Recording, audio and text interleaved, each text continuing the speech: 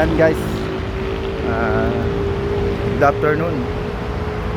Traffic situation tayo. Ayan po, EDSA southbound from Balintawak going to Muñoz. Ayan po, fast moving po ang daloy ng trapiko. Gandang hapon, mainit nga lang, kailangan pa rin na magbaon ng tubig. Ingat sa mga biyahero.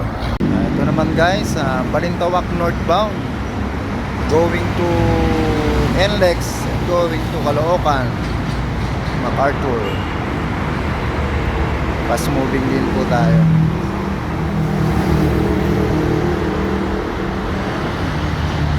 Fast moving from Muñoz northbound, UCA northbound, going to Balintawak.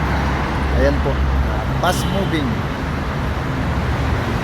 Ulit ko lamang po sa mga biyahero, magbaon po kayo ng tubig dahil sobrang init ng panahon.